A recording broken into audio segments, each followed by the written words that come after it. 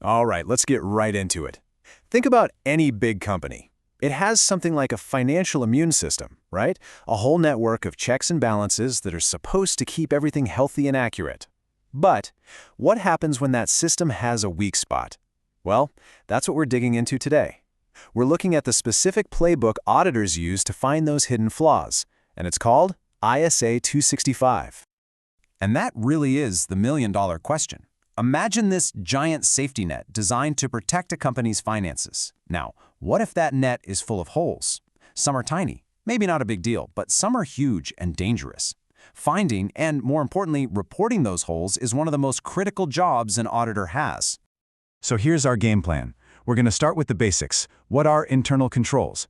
Then, how do auditors actually find the flaws? What are their biggest responsibilities in all this? How do they communicate the really bad stuff? And finally, we'll wrap up with why this whole standard is so important. Okay, first things first. Before we can even talk about finding problems, we've got to understand the system that's supposed to prevent them from ever happening. And that system is what we call internal controls. Yep, these controls are basically all the rules and procedures a company puts in place to keep its financial reporting honest and accurate. They're there to catch simple human mistakes, hopefully prevent outright fraud, and just make sure the numbers are solid. It's the company's first line of defense. But here's the thing. Even the most carefully designed safety nets can get frayed or have a hole torn in them. And that is exactly why International Standard on Auditing 265 exists. It's the official rulebook for auditors on what to do when they spot a potential weakness. And the main goal of ISA 265? It's actually incredibly focused. It's not about finding every single little mistake. The real objective is to pinpoint weaknesses that are significant enough that they could actually mess up the financial statements. And then, this is key, to communicate those findings to the people in charge. So this distinction is absolutely crucial. A deficiency could be pretty minor, a missing signature on a tiny expense report. Annoying, but probably not going to sink the ship. But a significant deficiency, that's a whole other level. For example, what if a company has zero process for a senior exec to approve payments over, say, $1 million? That's not just a flaw, it's a massive, gaping hole in the safety net. It's the kind of thing the board of directors has to know about. And telling the difference? That comes down to the auditor's professional judgment. So, this brings us to what the auditor actually does. ISA 265 lays it out like a clear mission. This isn't about just passively watching from the sidelines. It's a very active, three-step process. So step 1, the auditor evaluates the company's controls. They basically test the system, poke it, and see if it holds up. Step 2, based on that testing, they identify any weaknesses and then figure out which ones are truly significant. And step 3, they get ready to communicate those major findings to management and the board. It's a really logical, systematic search for risk. And honestly, that third step, communication, is the absolute heart of ISA 265. I mean, finding a problem is great, but if you don't tell the right people in the right way, what's the point? It's like seeing a fire and not pulling the alarm. This is where the auditor's report becomes a really powerful catalyst for change. When they do sound that alarm, the auditor has to be super specific.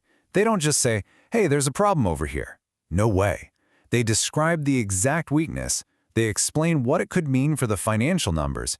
They'll often suggest how to fix it, and they'll even point out old problems that were never addressed. It's all about giving leadership the full picture of the risk they're facing.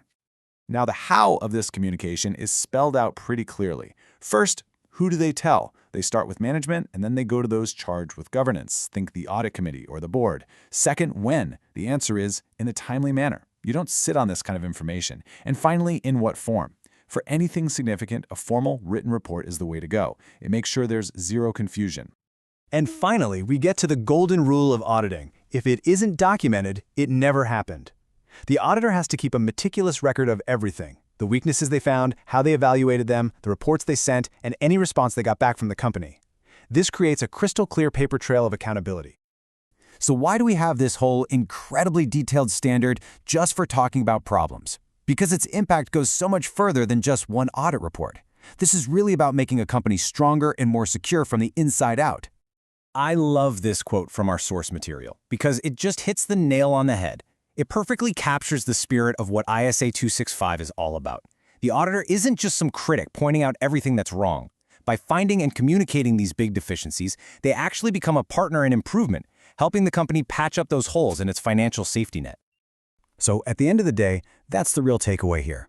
By shining a bright light on the most serious weaknesses, ISA 265 helps stop massive financial errors before they happen. It forces leadership to focus their time and money on the risks that actually matter, and in the long run, it helps build a much healthier and more resilient company. And that kind of leaves us with one final thing to think about. Once the auditor delivers their report and management says, yep, we'll fix it, is the job actually over?